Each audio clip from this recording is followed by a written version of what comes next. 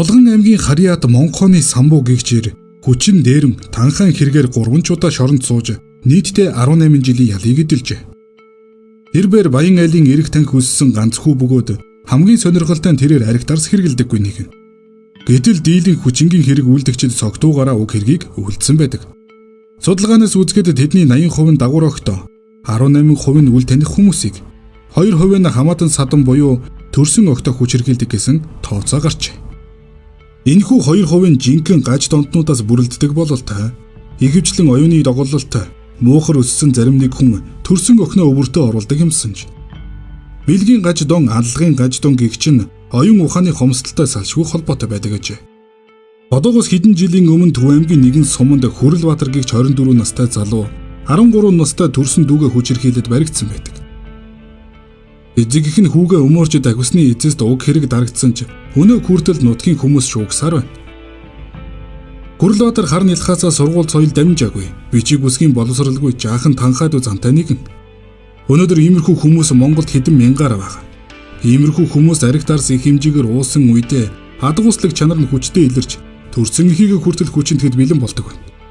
Үүнээс гадна бүрэн дунд боловсралтай ном сонин хэвлэлд гаргууд уншдаг. 45 настай хижээлээр төрсөн өхнөө хүчиндээ ялавж байсан тохиолдолч бий. Эдгээр хүмүүсийн оюун ухаан юугаар хомсдолтой бэ гэвэл сэтгэл санааны хүмүүжил дуцсных бололтой. Юмны учир начрыг ойлгодог атлаа цаанаа ёс зүй, хайр инрэл, нүгэл хилэнц, хүн болсны утга учир гэж юу байдгийг ч гадралдаггүй. Ийм хүмүүс бидний дунд бас л хэдэн мянгаараа бий.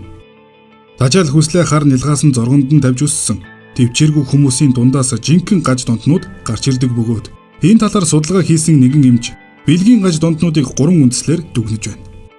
Түүний ажигласнаар мал адгуустай хурцад үлддэг хүмүүс төрсөн өхнөө хүчинтэд хизээд бэлэн байдаг гэж. Ингээд Монхооны Самбуугийн хэргийн талаар өгүүлье.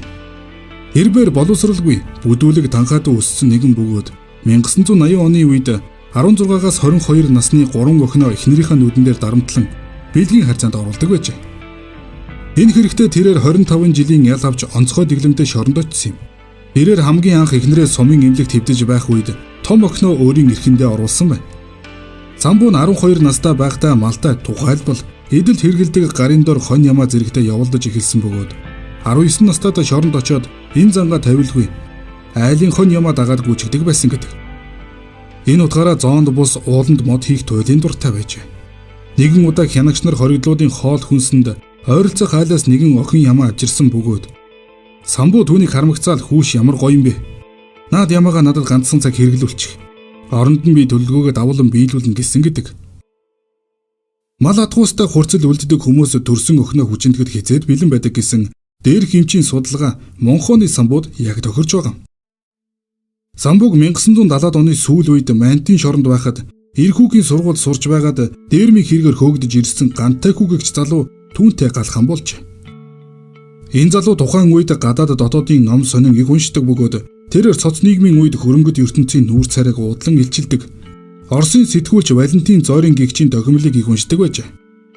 Гантай хүү нэгэн удаа Зорины документыг эргүүлж тойруулж байгаад Английн хошин киноны од Чарли Чаплин төрсөн охинтойгоо явуулдаж байгаад хүүхдтэй болгожээ гэсэн мэдээлэл олж уншжээ. Үүнийг галхам Самбуудаа хүртэл уншиж өгсөн байгаа. Тэгтэл Самбуу би чинь 3 охинтой хүн шүү дээ. Одоо тэд нар их том болж байгаах. Ялангуяа манай том охин их хөөрхөн. Би түүнийг харахаараа боо босчоод байдаг юм. Чаплин төрсөн охиноо эдэлж хэрглэж болж байхад би яагаад болдоггүй юм бэ хэмээж. Хариуд нь гантай хүү Самбуу чи болооч дээ. Тэр хөөрхөн охиноо надад бэлгэлчих. Ер нь би жилийн дараа суллагдаад танаа том охинтой сууж чиний хөргөн болоё байцгийг зэрэгээр нарсанд хүний эрхэнд байгаа мөртлөө нарны охинд сэтэн хаж шүлэнгдсэн байгаа. Гэтэл гантай хүү тэр жилийн дараа суллагдах нь бүхэл хоригдод хутгалж алсан хэрэгээр гяндан суучихжээ. Харин Малтай явуулдаг мунаг Самбуу жилийн дараа суллагдаад эхнэр 3 охин дээрээ тачаал ханхлуулсаар дахиж хүрсэн байна. Тэгээд тэрээр хамгийн түрүүнд том охиноо эрхэндээ оруулаад үүнээс жилийн дараа 8 дугаар ангид сурдаг дунд охиноо мод түүх нэрийдлэр ойрлууд агуулж аваад хүчирхийлжээ. Харин бага охиноо жилийн дараа сумын сургууль руу хөргөж өгөх замдаа хүчирхийлсэн байна. Үүнээс хойш тэр 3 охидоо удаа дараалан ээлжлэн хүчирхийлсээр сүүлдээ бүр эхнэрийнхээ нүдэн дээр октийнхоо өвөрлөв шургаж ордог болж. Ингэхдээ хэрвээ та нар хүн амьтанд мэдгдсэн байвал дэмий шүү. Бүгдийг чинь хоолой хэрчиж алаад гэртээ юутай хийдэж шатаачихын шүү. Тэгээд би өөрөө хөвзглийн тайгад очиод бүгдч чадна шүү гэж сүрдүүлдэг байж. Энэхүү занал хийдлээс айсан их охид түүний аяыг дагаж хатханд нь жижирсээр бүтэн 3 жил болжээ. Нэгэн удаа зэрэгэлдээ суманд байдаг хамаатныдаа очисон баг охин нь би гэртээ харихгүй гэд уйлаад суучих. Ах дүүс нь элдвэр ядгасны эцэст охин бүх үннийг ярьснаар Монхооны самбуугийн бузар хэрэг хуулийнхны сонорт хүрсэн гэдэг. Ийм дарамт өнөөдөрч хаанигтэй байж л байгаа. Гагцгүй бүх хэрэг явдал болоод өнгөрсөн хойно ариухан охид жирэмсэн болж мунаг эцэг шорон руу морилдог бижигдэг хууль үйлчилсээр 20 жилийн ял сонссон самбуу авдрантын хорход 11 жил хоригдоод дэглэн буурч майнтын чангад ирсэн боловч үлдсэн ялаа даалгүй хилэнцэд бие орчлонд орхиж.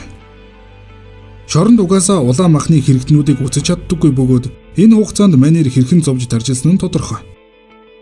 Хүн ямар нүгэл үлдэн түүнийхээ уршиг заавал эдэлдэг гэж сургасан байдаг. Монхооны самбуу яг л тэр жамаар хорвоо ертөнцийг цэвэрлсэн юм.